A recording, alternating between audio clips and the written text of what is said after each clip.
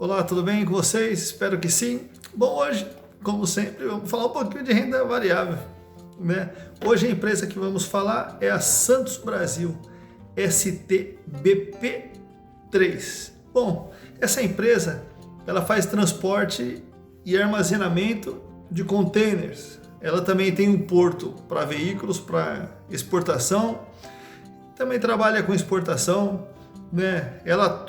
No total, essa empresa que eu vou falar, ela é uma empresa para crescimento, não é para dividendos. Então, como que funciona uma empresa para crescimento? Você vai comprando ela e esquece dividendos, tá? Por isso que é bom montar uma carteira com empresas para dividendos e empresa para crescimento. Então essa empresa é uma empresa para avaliar bastante, para você ver se encaixa no seu perfil, tá? O que você precisa ter para ter uma empresa de crescimento? Primeiro, paciência, né? Você tem que ter paciência, não é de uma hora para outra que ela vai te dar um retorno, embora no mercado tem várias empresas para crescimento também, então precisa analisar uma a uma para ver qual que se enquadra no seu perfil.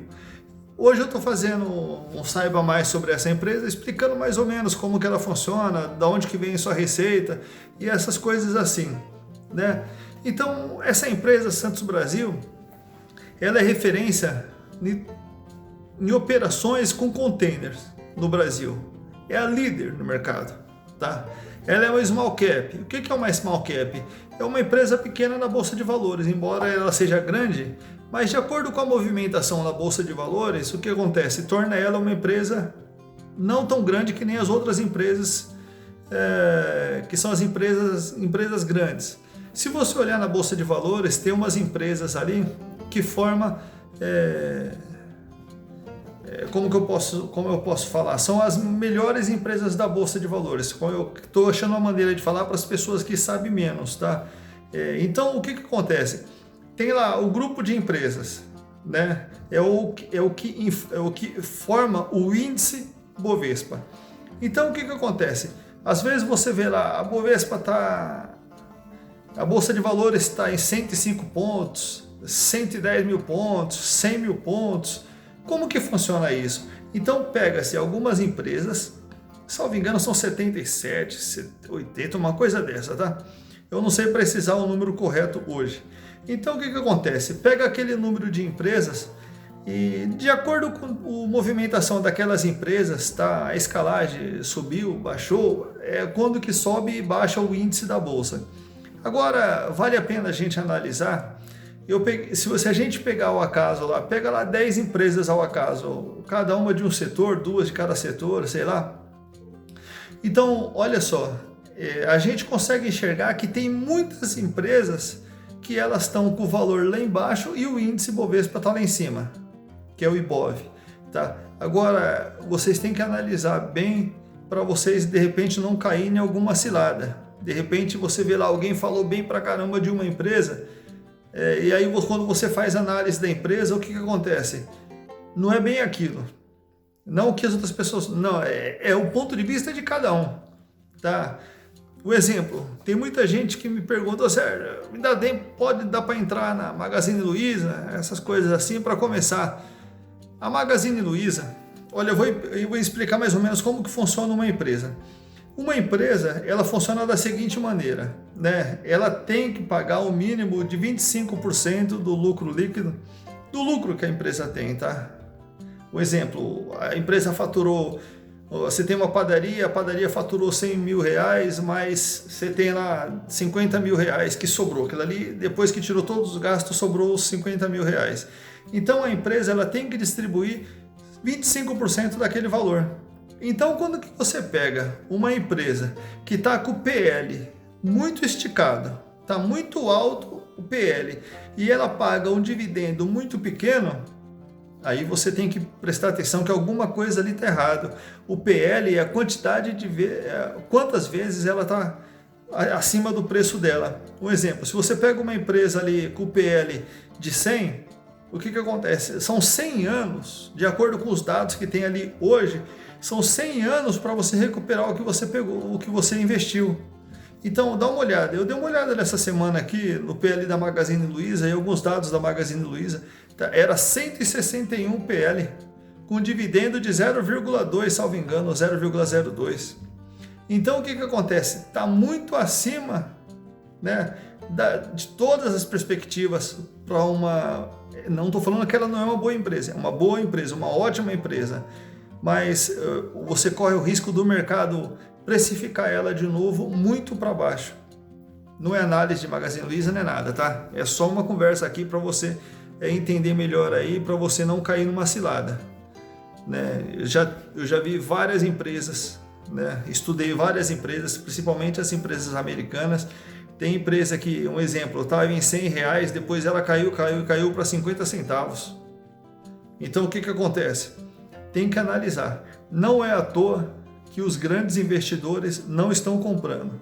Se você pegar o fundo do Warren Buffett, o que acontece? Ele vem acumulando, né? Não só ele, mas nos Estados Unidos muita gente vem acumulando. Se eles vêm acumulando dinheiro em caixa, por que que é? Porque alguma coisa não está certo, né? Ou as empresas estão com valor muito alto, então tem que acompanhar isso daí, tá bom?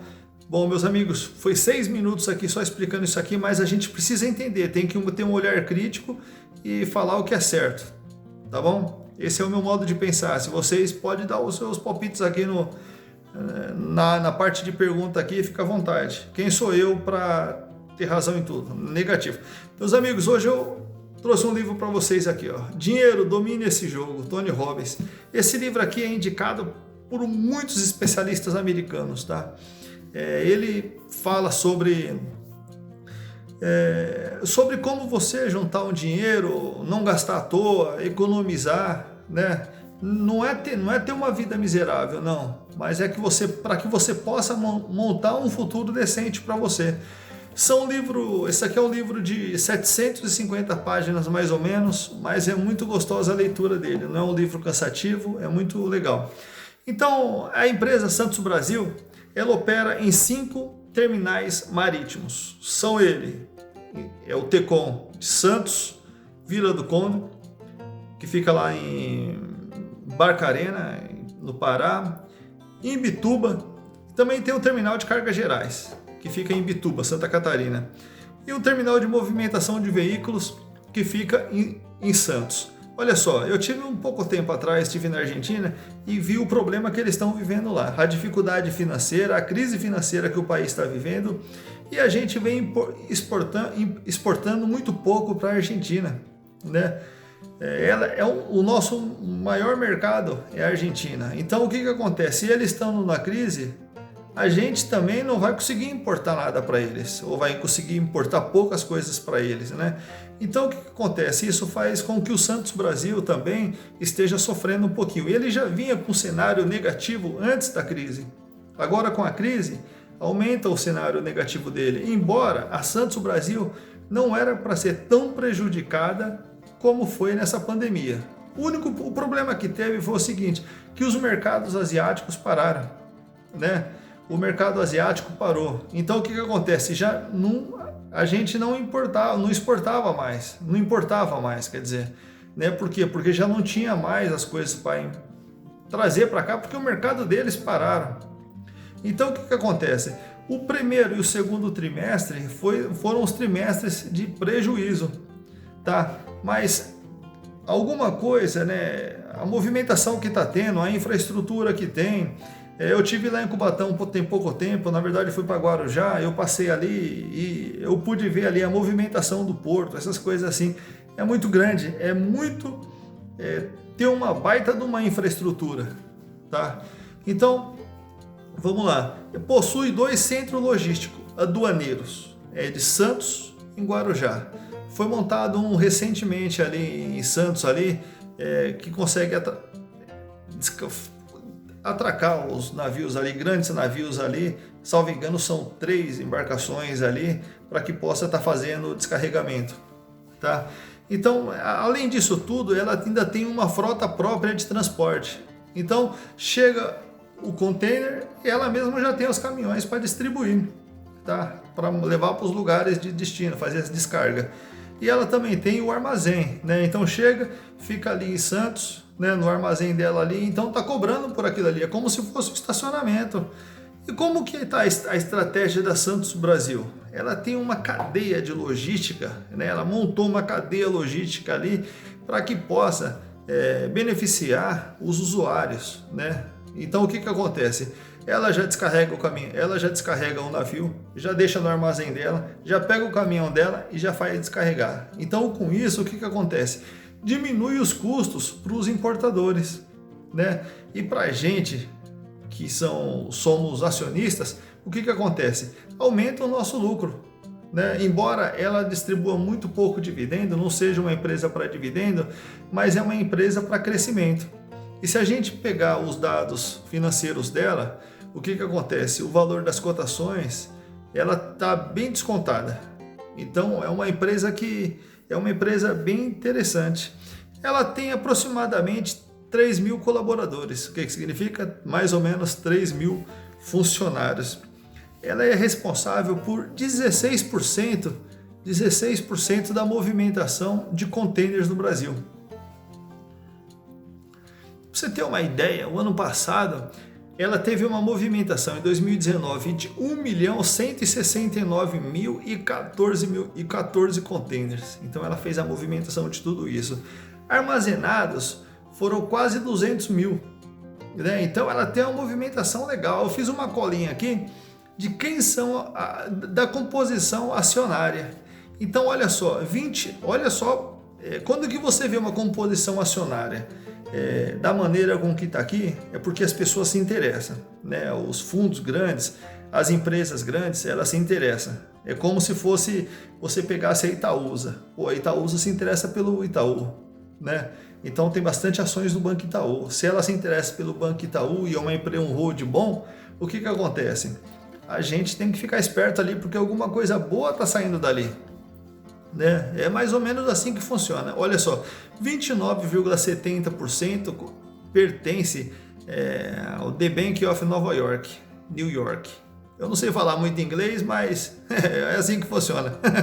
Tá bom? Não se incomode com isso não. Então, 29,7% pertence ao Banco de Nova York.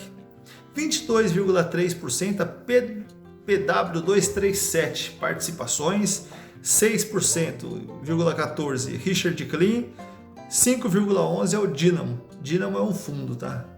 Um fundo, uma gestão. Então, aí distribui um pouco na Opportunity, que é empresa de fundos, tá 33,63% das ações estão em circulação. Então está na minha mão, está na sua mão, está na mão dos investidores. Né? A Santos Brasil ela distribui 25% do lucro líquido ajustado. Entendeu? Então do lucro líquido ajustado ela pega 25% e distribui. Isso porque ela é boazinha não, porque isso é lei. Ela tem que distribuir isso. Bom, a empresa ela teve no trimestre passado 9,4 milhões de prejuízo. E a empresa, é claro, ela pretende reverter essa situação um pouco dessa situação mais para frente. E se a gente for analisar bem, se o ano para Santos Brasil terminar em 0-0, já tá bom demais, né?